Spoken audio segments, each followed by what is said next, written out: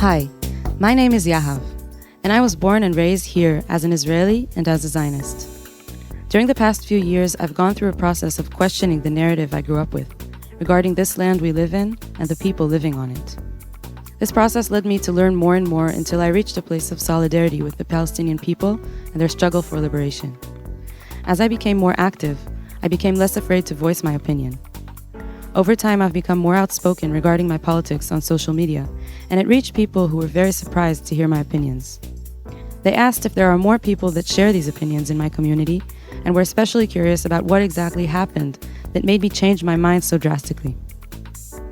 Answering these questions would take a long time, so I decided to create a podcast about it, where every episode is a one-on-one heartfelt conversation with an activist who in one way or another supports the same cause as me.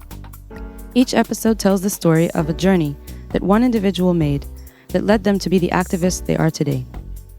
Each of these people has their own unique path that I believe anyone can learn from, whether you're a Palestinian or a Jew living here or abroad, or just anyone who feels strongly about this subject and wants to hear these voices. You're welcome to join me in this conversation and let me know what you think.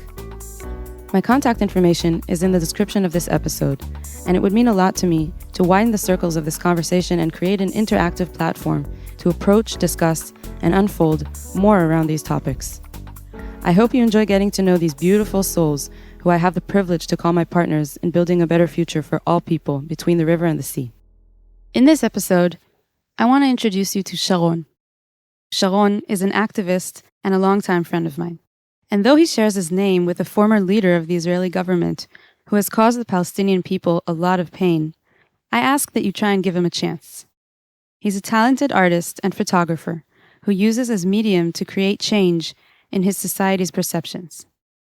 He is also a community organizer who spends every waking hour connecting between people and leading spaces that use art and culture as tools for co-resistance. Enjoy the episode.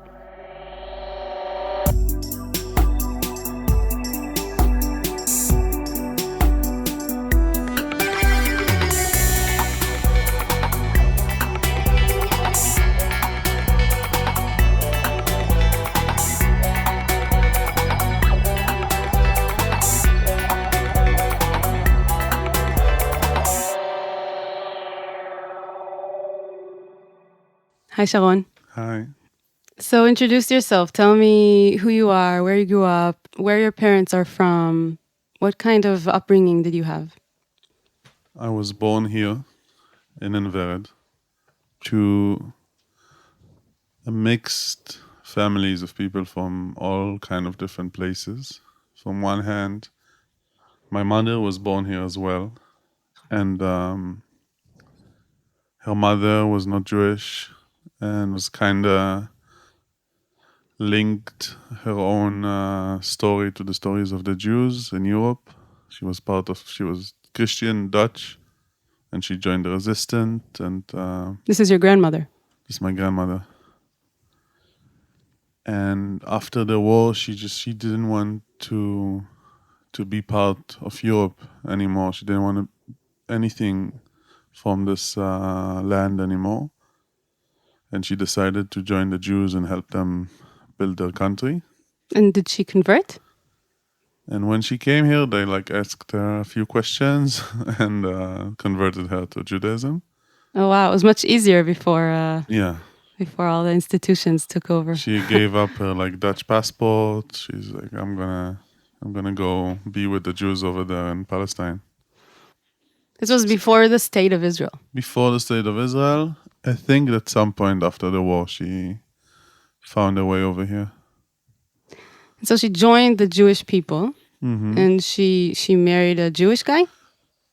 So she married a Jewish guy back then in Europe, in a way, as part of combining her faith with the Jewish people. And when they came here, I think the first day is her husband told her, okay, this is where we're going to be.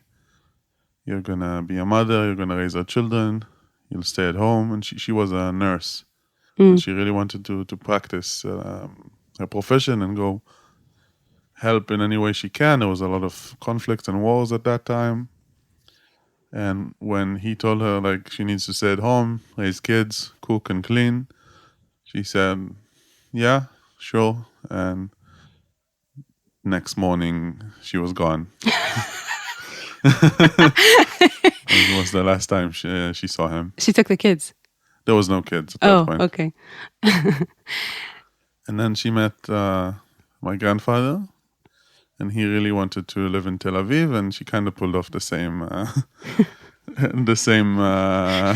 drill. And she told him, "Listen, I want to live in this village. Ein Vered was just founded. If you want to go to Tel Aviv, you can go to Tel Aviv. I'm going to be here." And well, he joined her, and they built a home over here. And your father's side? My father was born in Haifa to what would I describe the best today, a Jewish Palestinian family. What does that mean? So it definitely took me a while to understand this definition, but my dad's family dates back, the longest that we found, to 1070 in this land. So a very old Jewish family that lives on this land continuously for a while now. They were mostly up in the north. The origin comes from a village called Alma, who went through a lot of changes and shifts. It was a Jewish village and slowly transformed into a Muslim village, a Palestinian village. And then after the War of 48, it became again a Jewish settlement. So we didn't have too much of a Jewish affiliation in this house. Like, we rarely celebrated Jewish holidays over here. My grandfather, my mother's dad was a communist and like did not believe in God in any way. And my dad also didn't come from like a rich Jewish tradition. So it was never a strong Jewish identity being held in the house. There was always a lot of different cultures that affected the culture in the house. Like, most of the books were in Deutsch and German. Like, what does it mean to be a Jew when you were a kid? I never really understood that. Like, we had a story in the family. I remember that, like, my mom, when she came to the second grade, like, she started the second grade and suddenly she came back home crying. And my grandmother asked her, like, "Why are you crying?" And she said, "Well, like, they're liars over there. They're lying in school." She's like, "Why are the teachers liars?" She said, "Well, I had a class today and the teacher said there's God and Daddy said there's no God. So she must be a liar and I don't want to go there anymore." Wow. Okay, so very atheist background. And also you went to school here, and this is also, till today, it's very secular kind of upbringing and Yeah. education. In many ways, the one thing I was educated at home, or what I got from my parents, is to be very independent in what I think and to act very much aligned with how I want to be in this world. I did grow up knowing my dad was serving in a very elite unit in the army, and he was involved in many of the notorious, let's say, operations that happened during the years of Israel. He was very much involved in all of the wars and some of the things that Israel did overseas.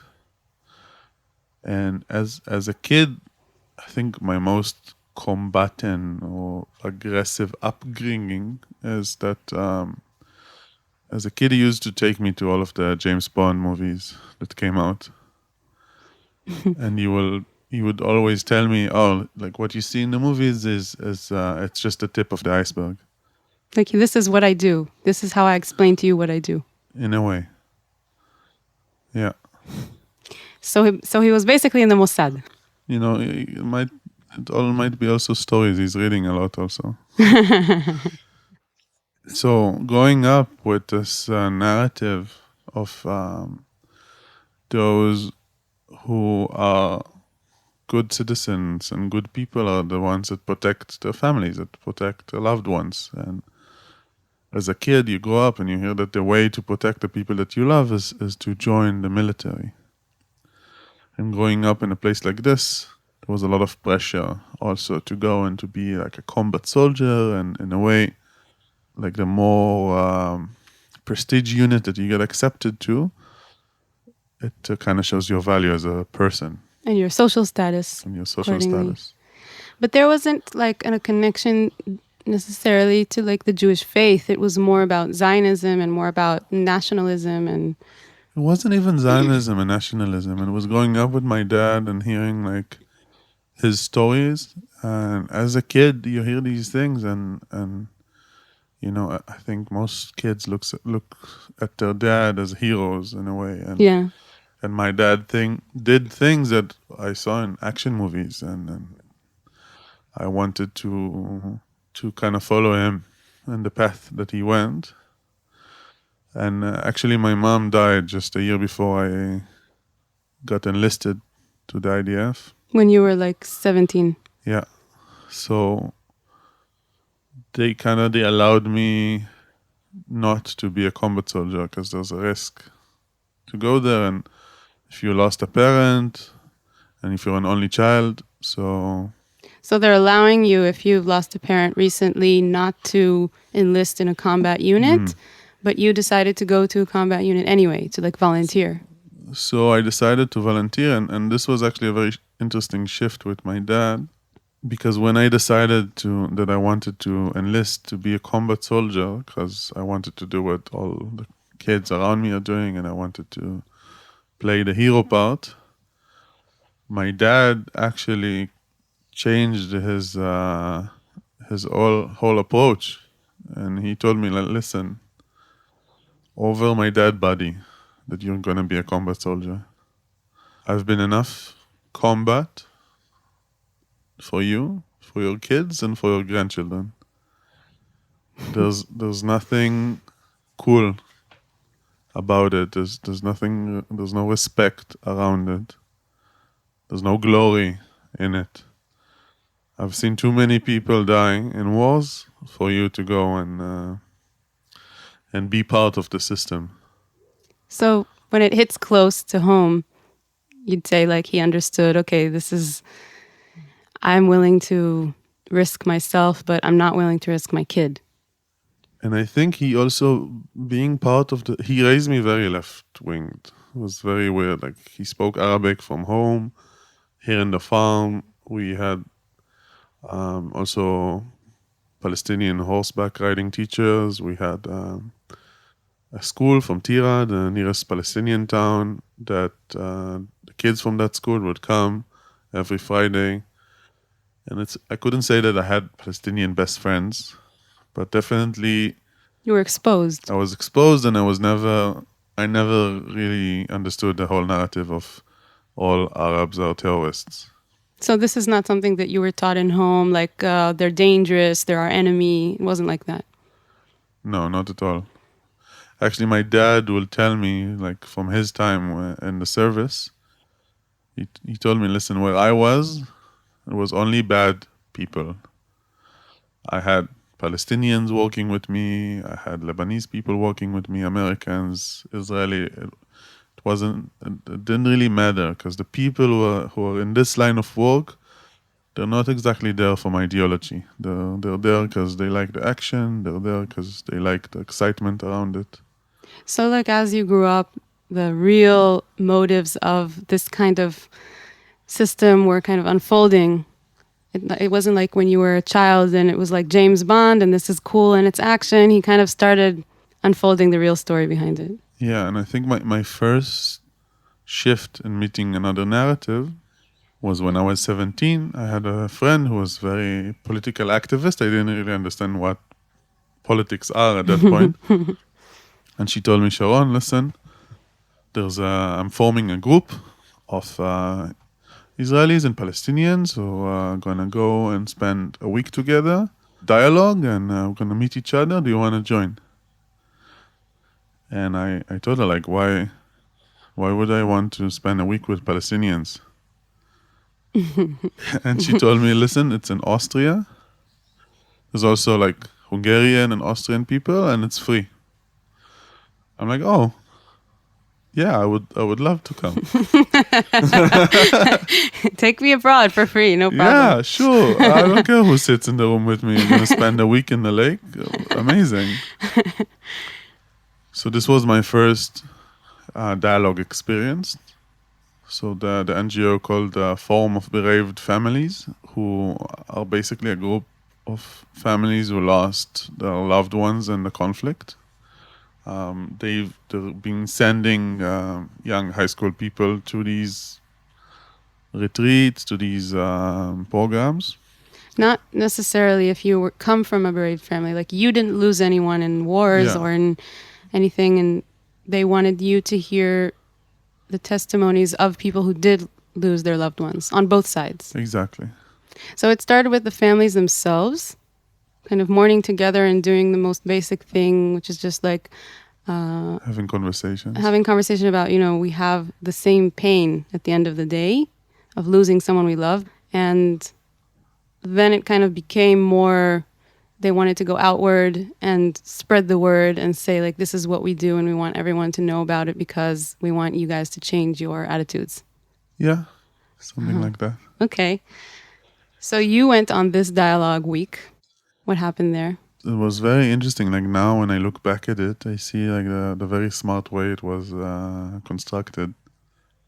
But like in the first day, we all meet. So it's a group of Palestinians, a group of Israelis, a group of Hungarian, and a group of Austrian people who also, in a way, have a side in this story and being in the side that caused the trauma for the Jewish people, who are passing the trauma into the Palestinian people. And in the first day, they gave us big sheets of paper and they asked us to draw our country. Okay. Very easy task. So the Austrians, they draw Austria. They don't really remember exactly how it looks because it's big. And the Hungarians, they open like a map and they draw it. And the Israelis, of course, we know exactly how the map of Israel looks like, right? We study it. Study it very much. Very much. And we draw our own country. And we did it first also. And then we see the Palestinians bringing their map. And it's exactly the same map. And I remember... Without the Golan Heights. I think it was exactly the same map. Really? Okay. At least in the eyes of my 17 years old self. It's basically the same. It looks very much the same from the first glance. Yeah. And I remember like looking at it and I'm like, huh? Why are they drawing the same map? Why are they drawing the map of Israel and calling it Palestine? Yeah, I didn't quite understand that. And I'm like, you were confused. I was confused. I'm very happy that I didn't really have a political upbringing, so I didn't have any like ideas or thoughts being threatened at that moment. I'm like, you were just like, this is weird. Yeah. Okay. And the second or the third day, we were asked to showcase the Jewish Holocaust and what happened over there from our perspective. The Israelis. Yeah. Mm-hmm. So we were excited to kind of share this narrative. I had no idea it's gonna what is it going to meet, resistance or acceptance. I didn't know. I was like, it was very much in my rebellious phase as a kid, and I remember just sitting there and letting like the very enthusiastic girls of the Israeli group present the Holocaust. And everyone was very, very interested about the story. And when the girls stopped talking, one of the Palestinian girls just stood up and asked in a very naive and honest way, if they did it to you, why are you doing this to us? And this is not just me sitting in the side of the room and then seeing all of my friends and my Israeli friends who did declare themselves as like political And leftist. and leftist, starting to defend their narrative. They got defensive when she said this. Yeah, they're starting to explain how the Holocaust is not like the occupation. Like telling her, like, you shouldn't be comparing. Yeah. This isn't something that you compare. That you can compare. And I was just suddenly I became very curious. I'm like, why does she think like that? And there was a whole discussion, and most people kind of at some point just like went on to do their thing. And I remember that I stayed with one of the Palestinian kids. We stayed up all night, and I was explaining him about the Holocaust, and he was explaining me about how it is to live in the West Bank. And we both never heard each other narrative. And I don't know why, and thank you, I didn't have this thing in my head that's blocking what he wants to say, and I just accepted it as truth. Like you didn't think, like a lot of Israelis do, he's probably making things up, he's probably distorting, he was probably taught a wrong history, like you just accepted it like that. Yeah. So I remember I was very fascinated from what he had to say. And I also had a very strong connection with the Palestinian youth guide who was with them, who's today, well, up until a few months ago, was the CEO of the NGO. And I just found a lot of curiosity to the Palestinian story. That you had never heard before. Never heard before. I just want to say something about that girl that got up and said what she said. It's interesting that you seeing everybody get defensive, especially those people who were defining themselves as leftists and, you know, willing to engage in dialogue with Palestinians. But once she touched that sensitive topic, they got defensive. And this defensiveness actually made you more curious about, well, maybe she actually means this and she's not just saying it to provoke or to make a point or to make them angry or to prove her narrative, but really genuinely wondering, how is this possible? Yeah, I don't think I had this sense of internal dialogue at that point, but yeah, I was... Still looking back, you can understand that this is what was going on in that room. Yeah.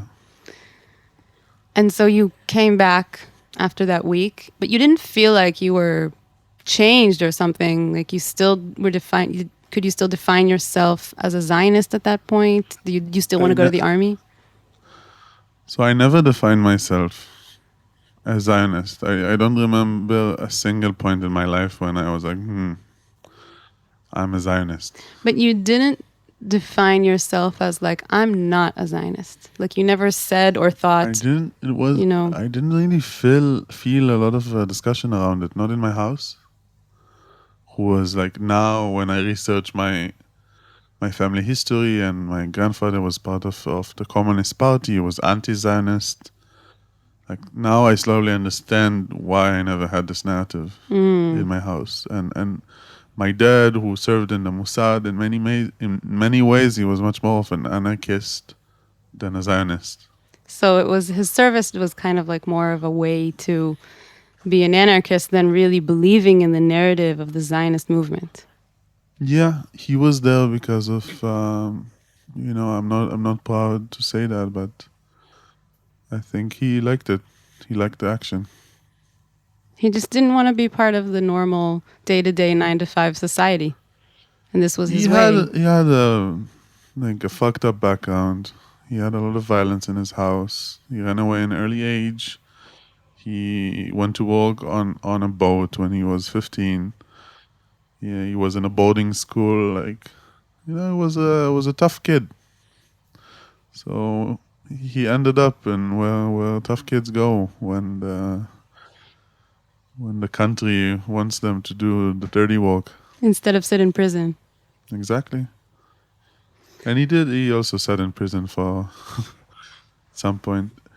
Like just to shed a little bit of light. Also, he was also like kicked out of that place. Of the unit. Yeah.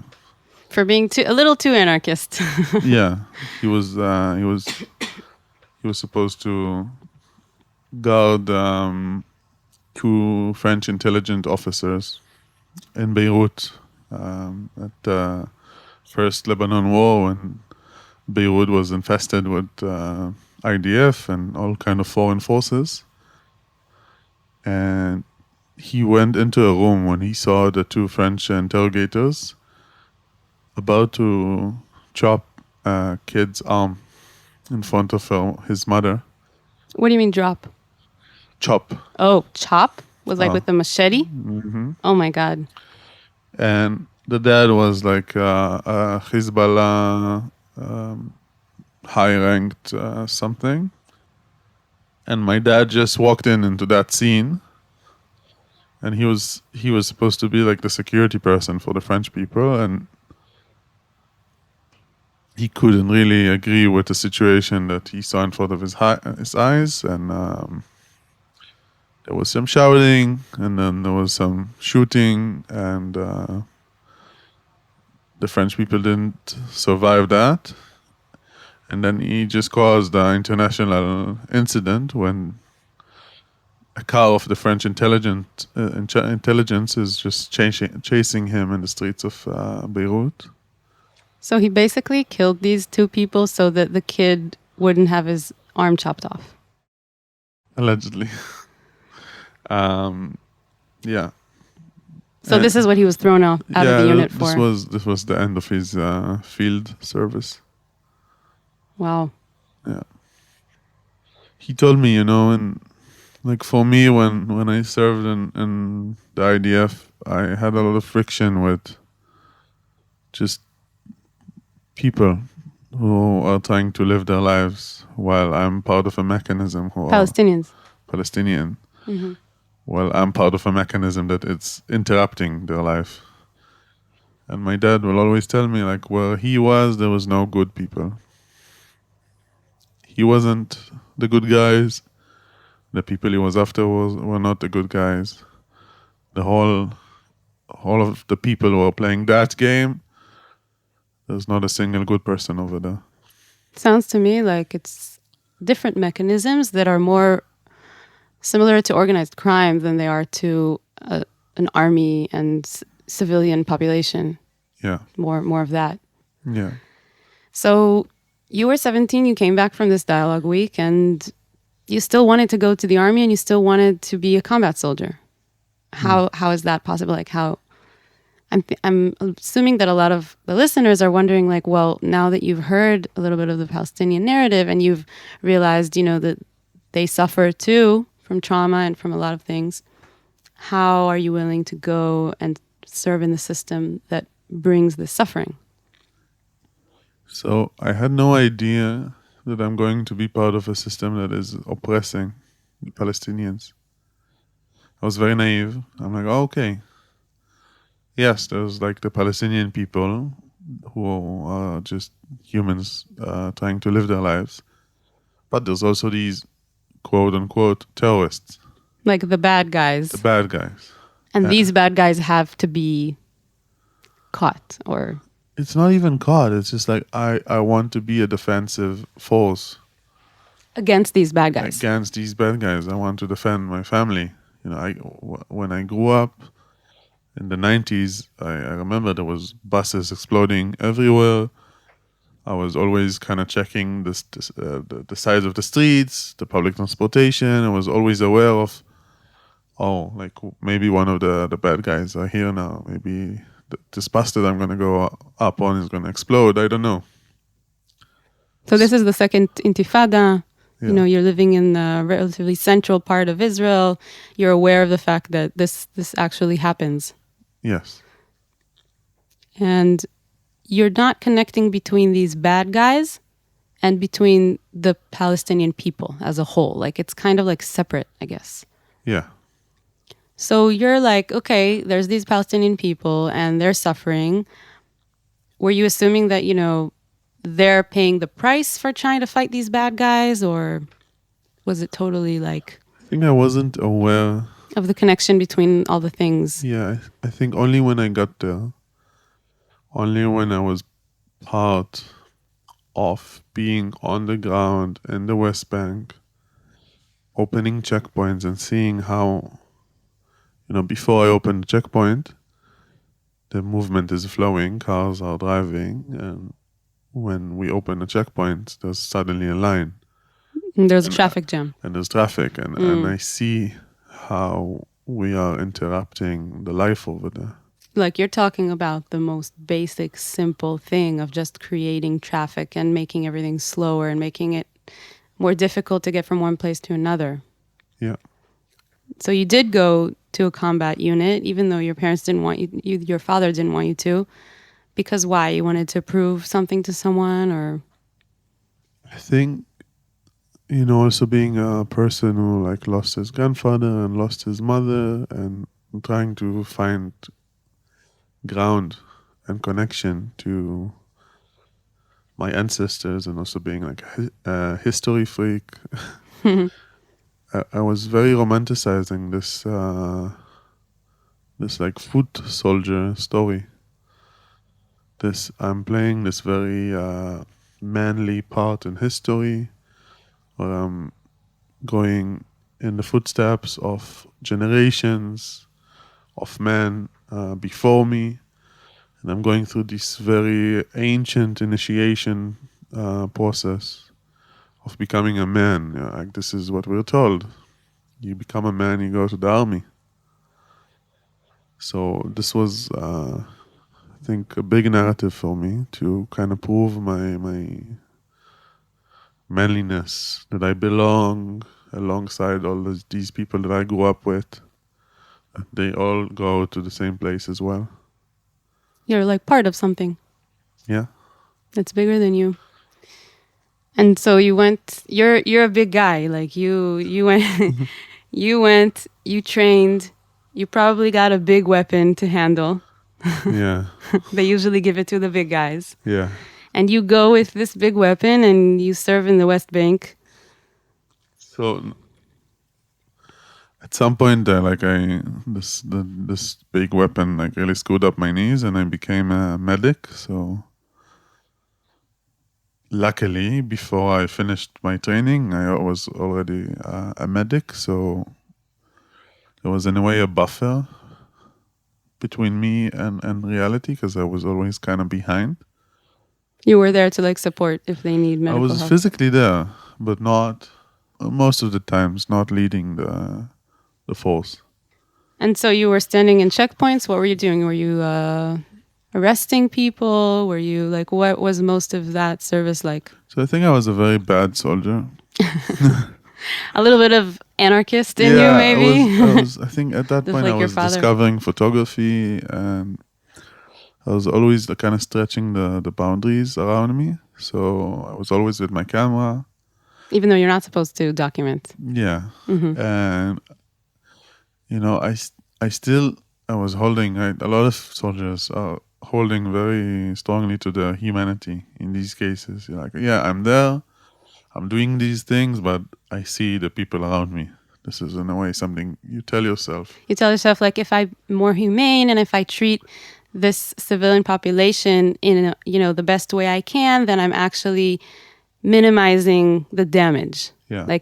I'd rather me be here and treat them a little more kindly than someone else be here that's actually racist and motivated by hatred and, there to really make their lives harder. Mm-hmm. So I remember I was threatening the people around me that if they'll do something bad. You were threatening the soldiers. The soldiers, your friends. My friends, or just random soldiers I'll meet in these outposts. If they'll do anything wrong, I'm going to take photos and I'm going to send it to the leftish people. To B'Tselem and those organizations. Exactly. You were going to snitch on them to, to the international community. Exactly. I never did that because I didn't really understand how to approach these organizations exactly. I didn't have a political point of view at that point. You didn't really believe that this is what should be done. You just were threatening them to kind of troll them. I think I really believed this is what should be done, but But you didn't have the balls to do it. yeah, and I didn't understand that I can affect anyone. At this point, you're being trained to be insect A soldier. in a hive, Yeah. and you do what you need to do, and khalas, that's it. So you, in many ways, you're in a state of survival. Like, I just want to go home. I just want this to be finished. Like, I remember when we did the first time I needed to go into a Palestinian village to grab someone, To like arrest someone. to arrest someone. Mm-hmm. I remember we were trained from early on in the morning, and like at some point at night we got like 2 or 3 hours to sleep, and then they wake you up and you go into the village. And in that point, you're so sleep deprived, you just want to go back to sleep. Like you'll do anything to make this go away quickly so you can go back to sleep. Just let's finish this. I remember this was like a big operation, and like this someone was very important, and we need to take, and the house is in the 3rd story, and like we got very worked up around it. I was also scared. Like suddenly I see faces of people that we need to find, and we went like quite a big force, like a lot of people. We went there, and I was at some point leading the unit that goes up to the apartment that we need to break into. And there was cars and noise and soldiers and people. Like there was nothing stealth about that. There was dogs barking. There was people shouting. This is all in the middle of the night. Yeah, in Nablus. But you look, the fact that you were there kind of woke people up, kind of stirred things up. I think there's quite a heavy military presence at that point. And I remember like my commander is telling me like, kick down the door. And I'm like half asleep. I'm like, why? Trying to understand why is you kick down the door? And I turn to him. I tell him, listen, I think they know we're here. I think they know. Like, we can just open it. And he's like, shouts at me like, kick down the door. And I'm like, I don't know why, because it's very bad to like refuse a direct order. So I didn't realize and didn't like succeed to bring myself to actually kicking down this door. I'm like just looking at him, and I remember him grabbing me and like pushing me on the wall, and he kicks down the door, and we go in, and there's a scared family over there. And I mainly remember this very weird experience of trying to point. I'm scared. I'm very scared. What are you scared of? I'm in the middle of a Palestinian city, in the middle of the night. There's terrorists, allegedly, around me. And anything can happen. They might shoot me. And I'm looking at this family. And I remember I'm trying to point my gun at them, as I'm told to do, in the nicest way I can. And it's such a huge conflict that's happening in me. You're trying to point a gun at with the nicest way. Yeah, I'm like with my eyes, I'm not speaking the language, and with my eyes, I'm trying to tell them like I'm not gonna do anything to you, but I need to point a gun at you. And this was not an easy experience. And I remember we were looking around the house, and I see like posters of like Israeli film stars on the walls. Wow. And, we didn't find anything. I remember leaving there, I'm like, why the fuck did we do that? Like, there was nothing there. There was no terrorists. We didn't get anyone. We just ruined this door and scared the family. And ever since then, I remember that every time I went out to an operation like this, I just fell asleep. Like in really dangerous, What do you mean fell asleep? Like standing up? standing up, sitting down, I will just fall asleep. Wow, that's dangerous. Yeah. So at some point they stopped sending me to these things. Because you were falling asleep. Yeah. Was that like a defense mechanism of like, I can't handle this, so I'm shutting down? So today I could say yes. After a lot of work I did on myself, like today, definitely this was a defense mechanism. But then you didn't really understand what was going on. You were just like, I'm tired, fuck this. Yeah, I was just tired all of the time. I'm just tired.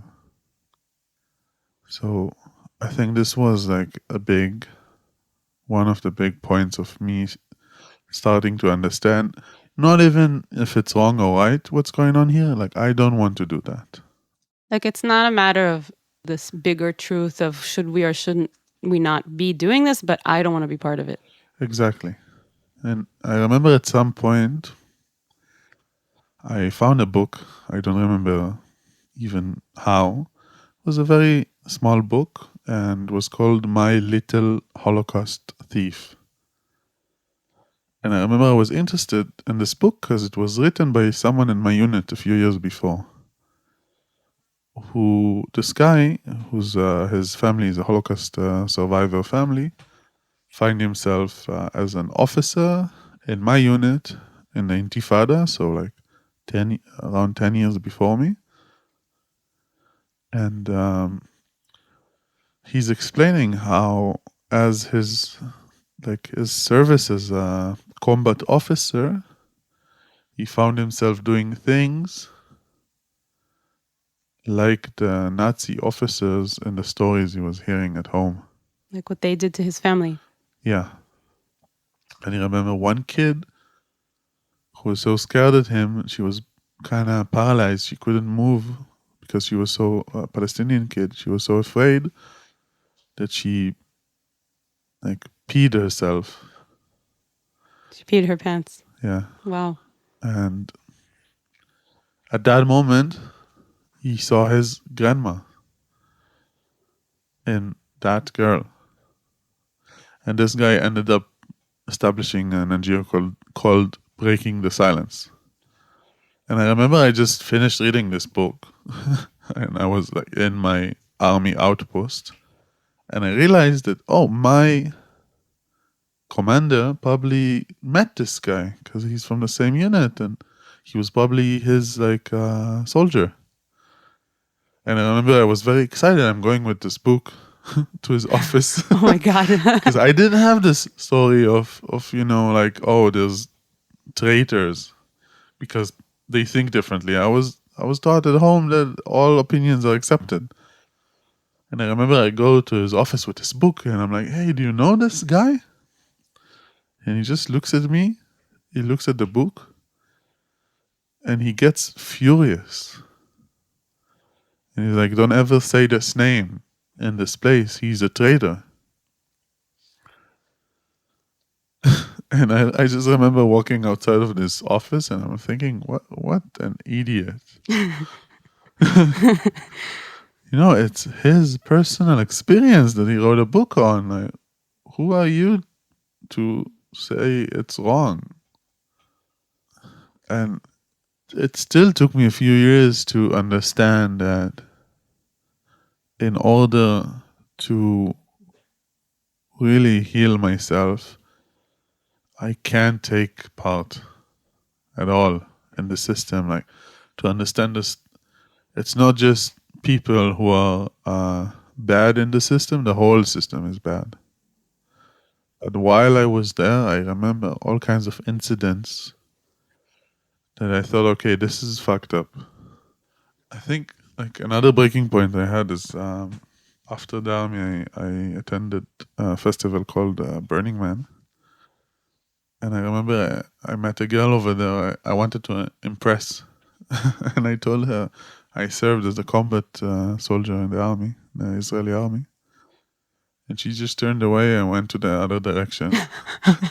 She's American or? I don't remember. Just that's funny. And I remember thinking to myself, oh, it's not cool. So slowly, after experiencing Burning Man and also starting university, art school, Bezalel, like studying together with Palestinians over there as well,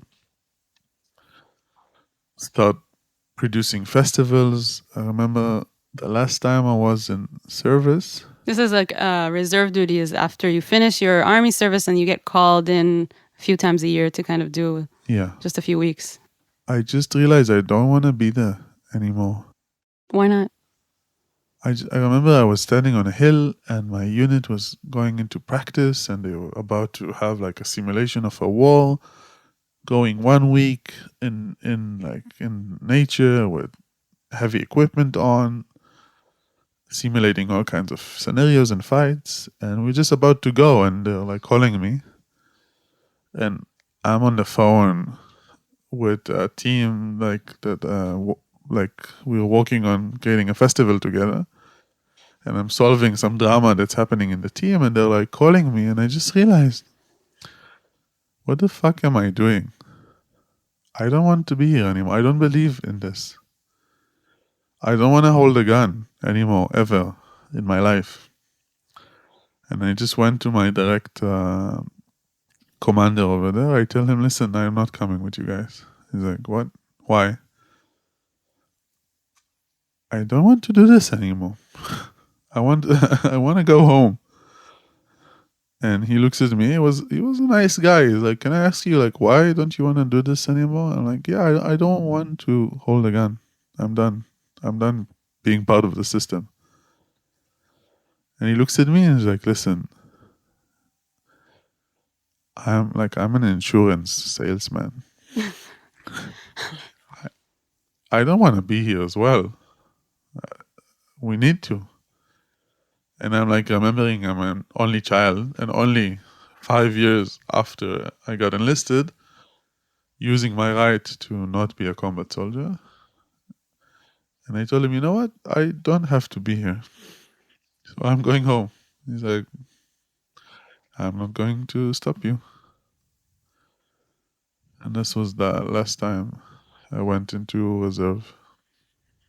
How old were you by then? I think I was 23. And since then, do you think your opinions have changed? Like at a certain point, did you think about how being part of the system is not only being part of the army? How do you think about that today? So I always had opinions who were leftish, who became slowly more and more extreme. I was always defying systems since I remember myself, and also like we're generations of people who are defying systems. But it took me time to understand that I have personal responsibility in this. What does that mean? I was living my life, and naturally, slowly, I started to also have Palestinian friends. What do you mean naturally? How is it natural to have Palestinian friends if most Israelis don't? Most Jewish Israelis. So, like, I met them through Midburn. Through like the regional community of Burning Man. Yeah. And as always, I was very interested in their stories, in their identity, in their culture. And we became friends. And slowly I started seeing how the fact that they are oppressed or people are being racist to them on different occasions, I took it very personally. Like the fact that people are treating them differently. Oh, because they were your friends. So you felt like someone was hurting your friends. Yeah. And I slowly started to be part of more dialogue actions, dialogue programs. I started going to the Israeli-Palestinian Memorial Day. Which is organized by the Bereaved Family Forum and the Combatants for Peace organization. Yes. That's interesting that it's kind of closing a circle, closing a circuit. Exactly. So when you were going to these ceremonies, did you remember that 17-year-old girl who was For sure. asking? I also seeing the youth guide who was with me, became the CEO of the organization and was speaking on stage as Like well. by now he was, running the show. Exactly. Wow. And I felt very moved and also very connected to the story that combatants for peace were holding, like people from both sides who are part of the fighting that are saying we don't want to have fighting anymore. So this it sounds really beautiful, and at the same time, someone like me, I'm hearing this and I'm saying like, so both sides shouldn't be fighting anymore. But the status quo is that the Palestinians are living under Israeli occupation. So even if some Israelis decide not to fight, the Israeli military is still operating. But if Palestinians decide not to fight, they're still living under occupation. And this is to me the problem, like the root of the problem, I guess you'd say, because people can decide not to fight and just have things stay the way they are, but the way things aren't peace and aren't justice. So is this something that you were kind of thinking about at that time, or? So I remember I was thinking about these things, but I was very much involved in creating underground art and doing community work and working on a Midburn festival. And I was very focused, like this is your life now, the art. Yeah, this is my life. This is my activism. I'm trying to create a culture, a better world coming from the ground up. A culture of people thinking independently. Yeah. It's very much a lot what it's about. That radically include everyone. also Palestinians. Was it really including Palestinians? Well, I thought it is before I knew better. And at some point in my journey, I think around 3 years ago, I was invited to a very special event. So I was kind of out of the whole Midburn experience, out of being like part of organizing it, and I was seeking something else. And I was invited to this event called the Middle East Jam in Jordan. I always wanted to go to Jordan. It was in Wadi Ram. It's a beautiful red desert in the south of Jordan. And I spent a week with people from Gaza, Palestine, Jordan, Israel, Egypt, many places around the Middle East. And we were talking about identity, about our narratives, about our own feelings and experiences as humans. Not necessarily, it wasn't political. It wasn't about the conflict. And the first time I met people who are very much like me, who are from this region. And, I was always kind of trying to find myself, like outside of this place. Spending time in Germany, spending time in Europe, in the States, like trying to find an escape, because it's not an easy place to live in. And in this week in Jordan, I felt more at home than I ever felt in Germany or in the United States or Holland. And I realized I'm part of this place. Like when you say this place, what do you mean? Like this place you this grew region. up in? This region, the Middle East? The Middle East. Like this is where I belong. This is where I need to be. And I remember after having this extremely transformative event, like I left this event with a girlfriend and people who are now like partners and very close friends in life. And I asked like one of the guys over there, guy named Liel Magen, like where are all of these people? Like where can I continue meeting these people? And he told me, like, Sharon, no, like there's no community. It's not like your Midburn. There's no community of these people. Like there's these events here and there. There's these individuals who share your interests and also kind of more political involvement. Yeah. But they don't have like a real actual home, like organizational home. Exactly. And I remember like having a very deep wish to continue the journey with these people, to continue meeting them. And I didn't want to wait until I find another of these retreats so I can find people like that. So I organized like a gathering in Sinai in Egypt on the beach.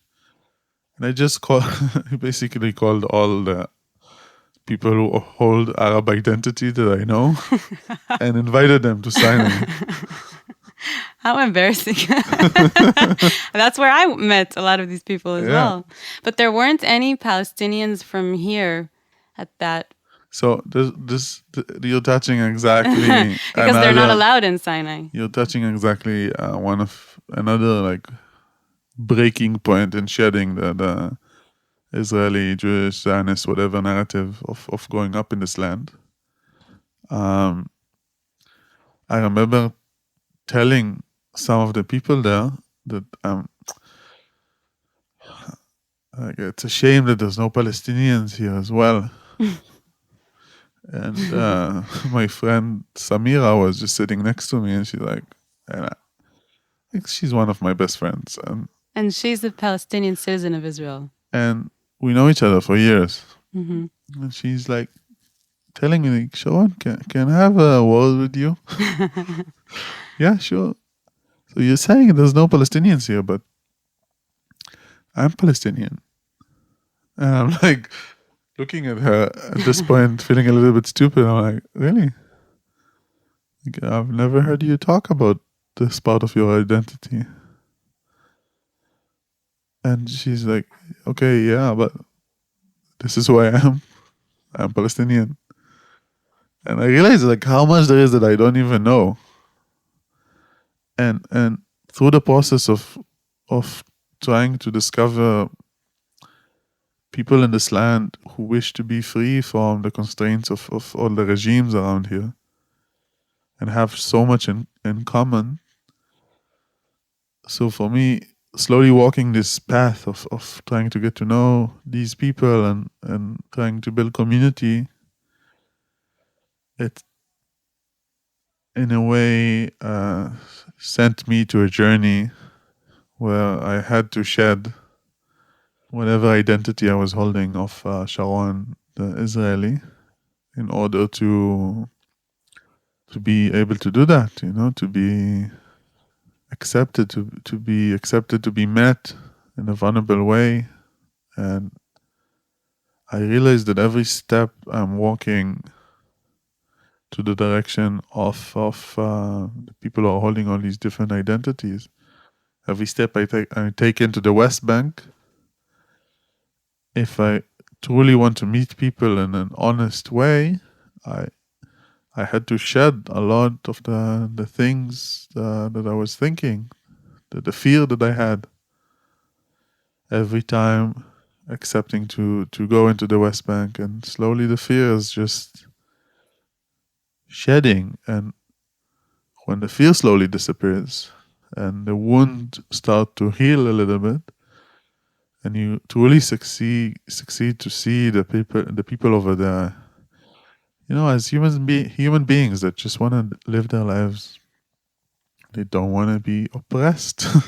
Yeah. They want to be able to... It's that simple, and it's really amazing how it takes us decades to realize this. Yeah. Simple thing. It is scary, to go into a village, like when I met the Ahad Tamimi and the Tamimi family. You have a portrait of her and her father here in Yeah. your house. That's so beautiful. I just want to say, for any of you who don't know who Ahid Tamimi is, 2017, I think it was, she was like 16 years old or 15 years old, Yeah. and she slapped a soldier, an Israeli soldier, in this demonstration in Abi Salah, where she lives, and she was arrested, and it became like, the story blew up. So you should Google her if you haven't heard of her. I remember when I went there to take their photos, and I went into Nabi Salah, it's very known for being like a very dangerous place, and just driving over there, just Dangerous for Israelis. for Israelis, just driving. I mean, next to the also for house Palestinians in Yeah. when the army is there. Yeah. and sitting with them and talking and being hosted by them in a very beautiful way. And I remember the whole interview was in Arabic. And the last question that the interviewer I was with asked Ahed is, how was it to slap that soldier? That soldier who just seconds away shot her brother and hurt him really bad. Oh, right. That's why she was slapping him. Yeah. Yeah. I And remember. that's the only thing she answered in English. She looked to her eyes and said, "It was great. You should try it." I back then and today, like, I don't believe in violence in any way. But I was feeling very connected to this, rebellious personality Yeah, she was just a teenager. who just wants to break everything, who just sees the injustices and wants to fight them. And it's such a shame that there's people, there's leaders in this land who are taking these young people and their pain and their struggle and their immense power to act in a very free and radical way, and they take all of this energy and channel it into violence. They take us, the Israeli Jewish people, and they put us in uniforms and give us guns. They take the Palestinian kids into the streets to practice violence in many ways.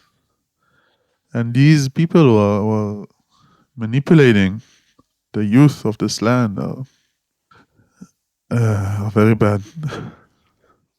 I do think there's like a difference though between violence will never, lead to anything better, but I do think that the Palestinian youth are doing, what they're doing and going out to the streets because they have no choice.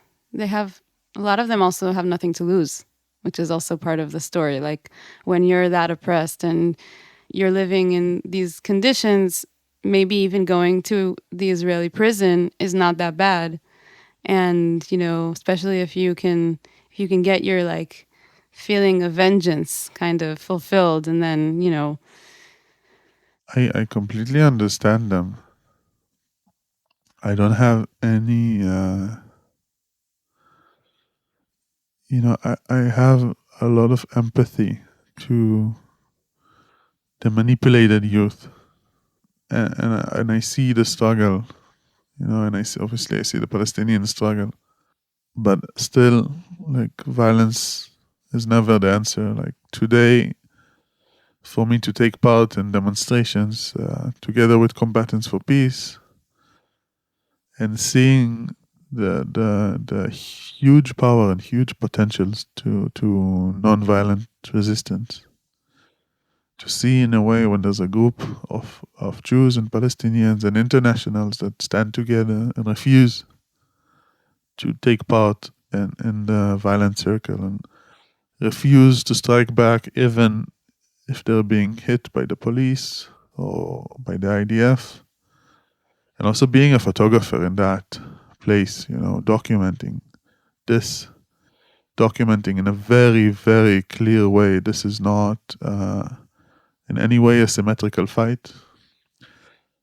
This is not a fight where both sides are using violence. Like, this is here in front of you, captured by me, oppressing forces of a racist government attacking people who believe in peace and freedom. For me, at least, also in the media person point of view, I think it's very strong to fight in a non-violent way. It has a wider effect, and it's you can't try and tell a different story when there's someone who's not being violent, being attacked by the government. I think, though, that part of the problem is that there is a lot of like nonviolent direct action in the Palestinian struggle, and there has been, throughout the whole struggle in history. A lot in the first Intifada as well that I've been learning about. And it's very easy to oppress the nonviolent direct action struggle with force. And the more these nonviolent actions by Palestinians were oppressed with force, at a certain point, it was like they were being pushed to the corner. And, anything that they did that was nonviolent just met more and more force. And I think to a certain extent, the Israeli government and the Zionist regime are even more scared of the nonviolent acts than they are of the violent acts. Like, I think BDS is such a taboo word in Israel because it's so efficient and it's so nonviolent. Exactly. It works and it's not using any physical force and it's not killing anyone, and it scares Israel to our bones. And that says a lot about why all the nonviolent resistance was suppressed, was oppressed so badly. Nonviolent resistance is working. It worked historically. I'm sure that violent resistance worked in more cases throughout history. I can just say that for me, as a peace activist, I am hoping that if the struggle and the conflict here will arrive to a point of extreme violence from all over, I'll choose to get the fuck out of here. As much as I'm holding the Palestinian cause very close to my heart and linked my own fate and with the fate of Palestinians here, I chose to not hold a gun anymore. And I chose to walk in the path of nonviolence. So yeah, I hope not to take part in this if it happens.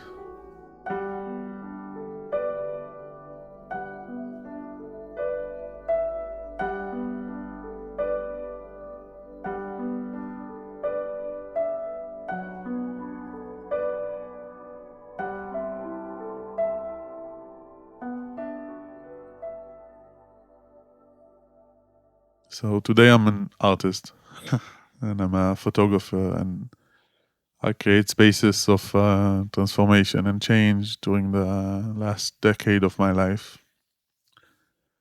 And this is where I choose to try and affect the people around me, and trying to struggle in this struggle to end the conflict and to live in a free society.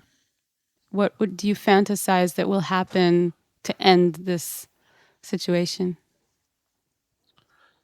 I think in order to end the situation, we need to build a shared culture that is based off, human rights, the right for freedom, the right for people to identify themselves,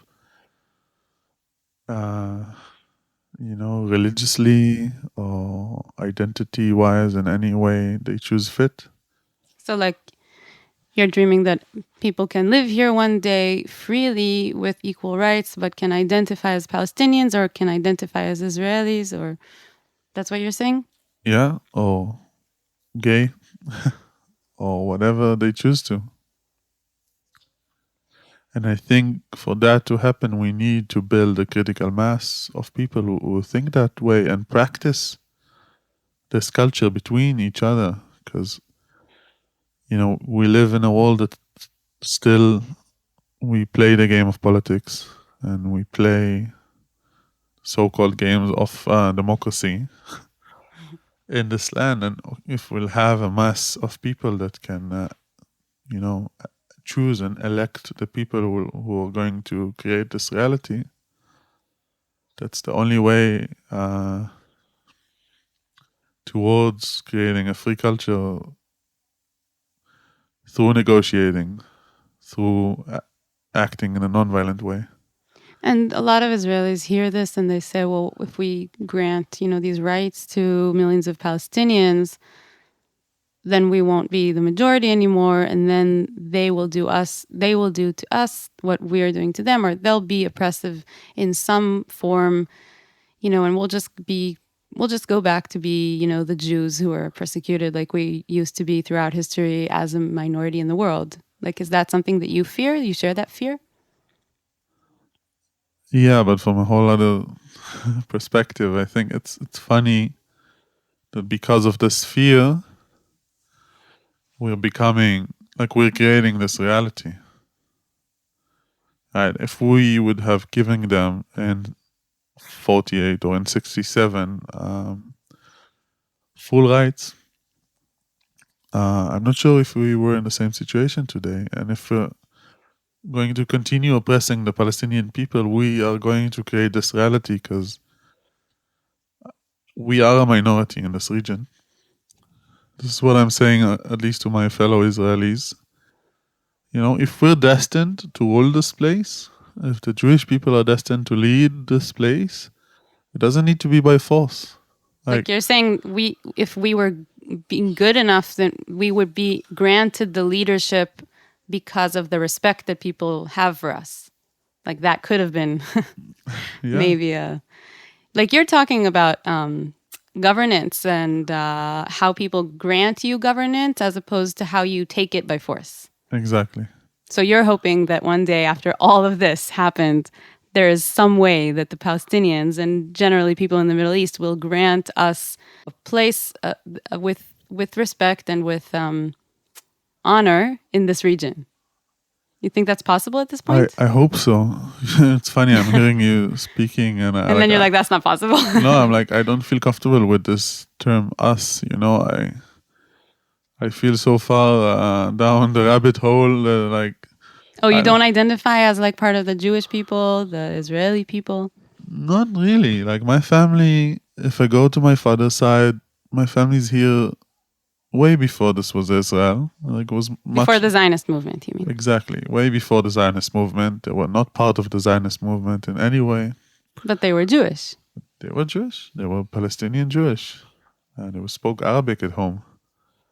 And I go to my mother's side, they were Christian before coming to this land. So, yeah, my grandma kind of chose to come here, and my dad grew up in a country that suddenly a bunch of Europeans came to her and called it Israel. But they kind of aligned with this. I mean, the people here, even if they were from the more different backgrounds that you described, like your family, they still very much aligned with the Zionist project. My dad, yes. Mm-hmm. My mother's family were never really aligned with it. Even though, like, they came here to help the Jewish people establish a Jewish state.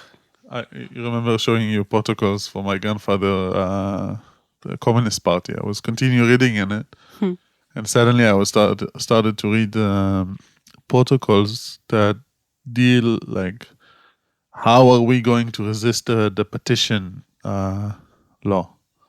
How are we going to the partition plan? The partition plan of exactly. 47. Mm-hmm.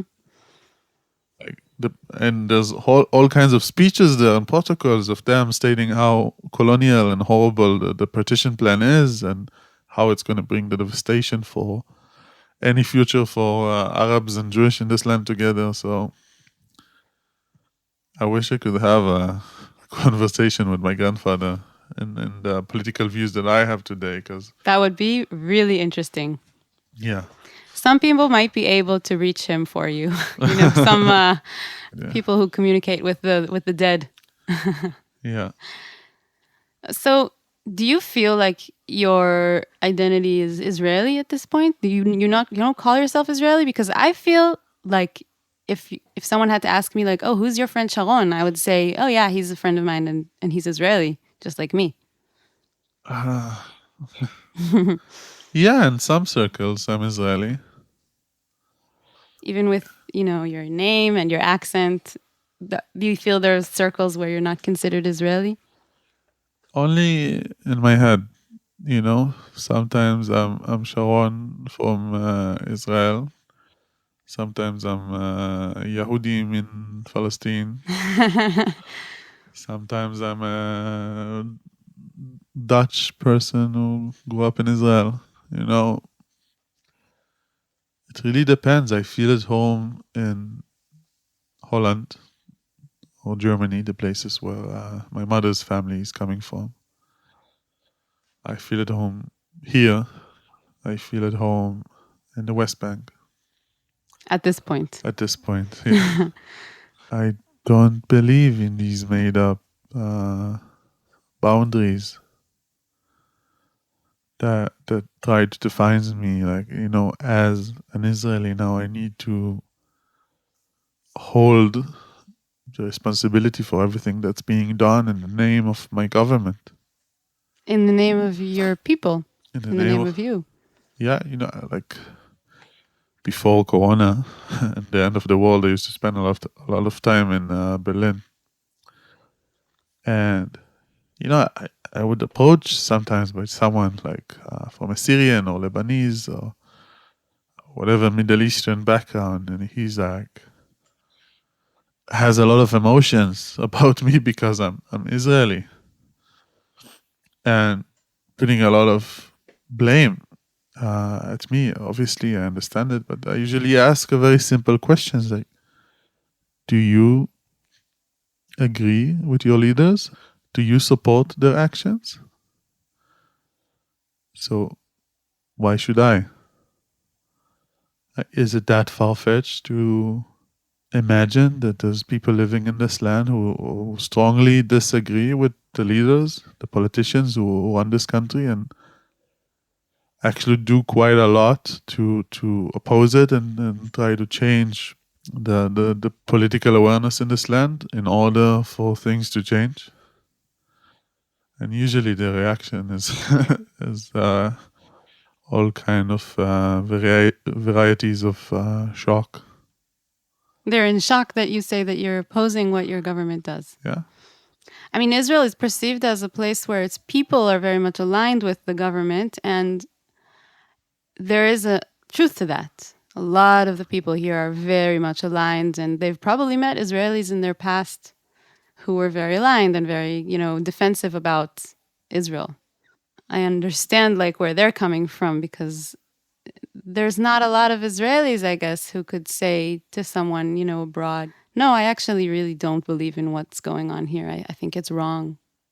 Just like that. I'm sure you still have friends that you're in touch with, from your past, from your army service or whatever, but how do people react to the things that you say or you do? I know you like post on social media the photos that you take from demonstrations, and have you gotten like backlash? Have people told you, oh, you've gone too far? Is that something you encounter? Yes. But I have a lot of compassion to that. I understand I challenge a core perception of people, and I understand it takes time.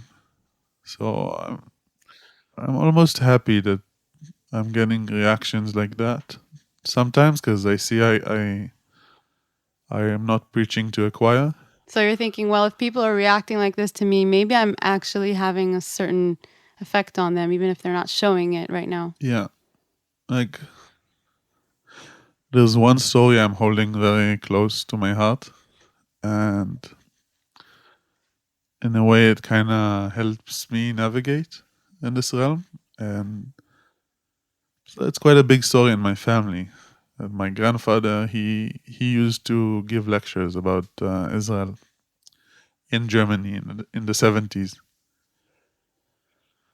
And in one of these lectures, it's funny. like going back a little bit, my grandfather was very much communist and anti-government. At some point, found himself working for the Foreign Affairs Ministry. That's where you find yourself if you're anti-government in this place. Yeah, and so in one of the talks he gave in Germany, when he stepped out, there was two neo-Nazi kind of young people who tried to jump him, tried to attack him. And the last minute, police grabbed them and like threw them into the police car. And he walked into the car and he told them, listen, if you want to meet me face to face, I'm going to be here next month. Same day, same time. If you come into the lecture, I'm going to go out from the back door. You could meet me there. And a month after that, he saw them in the audience. And he went back from the back door, and they were not there.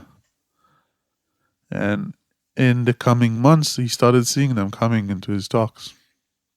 And fast forward 10 years later, when he's already a diplomat living in Germany, they were living here in this village, in their house, babysitting like my mom and her brother when they were kids for 8 months. Oh, they became his friends and they came to visit here and stayed with you guys? So I was my... Yeah, like stayed with your family. Yeah, while my grandfather was in Germany, they Oh, they came to... He trusted them so much after trying to jump him that he would let them stay here and babysit his children. Yeah. That's crazy. How did that happen? Like, what happened? They just listened to his lectures? I think he had a mission to kind of go into people's hearts and create a transformation over there. So that makes you believe that you can do the same. Yeah. I think the work of showing people the humanity of the other side and then even evoking a sense of responsibility for each other eventually. As you know, as humans, we are codependent in each other. And if we can help more and more people and bring more and more people to the awareness like they're responsible for each other's fate. Like there's no evil warlords who are controlling us and there's nothing we can do about it. And even if some people think that they have this power, like historically, the people can rise and the people can take leadership and change. Yeah, I can really resonate with that. Like trying to show your humanity even to someone who wants to kill you, no matter if, if you're the oppressor, if you're the oppressed, we're still interconnected. No matter where you are on the, on the totem pole, I guess. Yeah. And how does your father react to all of your activism and your... My father is a very unique snowflake. I mean, you also said that it was less out of this Zionist ideology and more just of him finding where to fit in with his like anarchist kind of character. My dad, my dad like is a very, very leftish political perspective, but also like zero faith in systems. So he's just like everything's fucked. Like everything's fucked. Yes. He's like, I know most Palestinians want just to live their lives. I know most Israelis just want to live their lives. The system is so fucking evil and corrupted, and they're all hostages. And they're extreme people that are in power. They want violence. And our people who are extreme and in power, they want violence. And it's a vicious circle that, he spent all of his life in. He does not believe that there's a solution to this.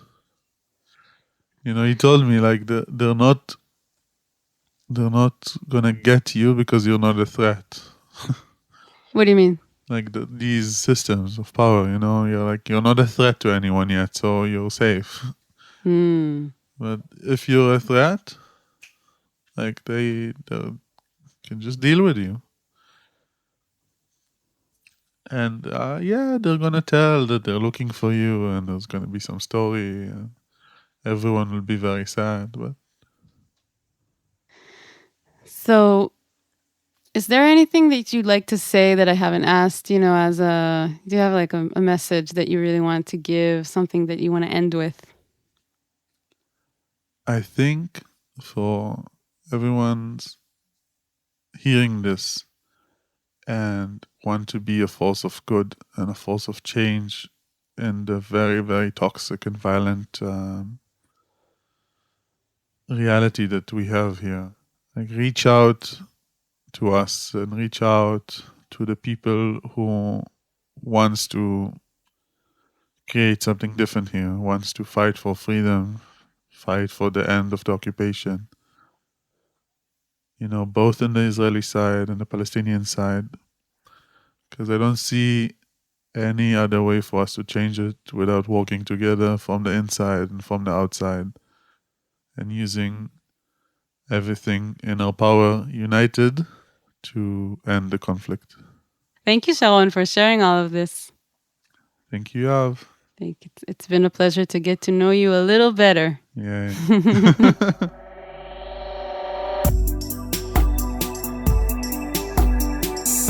So that's it. Thank you, Sharon, so much for sharing your thoughts and your feelings and your experience. Thank you, Ro'i Geva, for the beautiful music that you're listening to right now and that you heard throughout the episode and in the beginning of the episode. And thank you for listening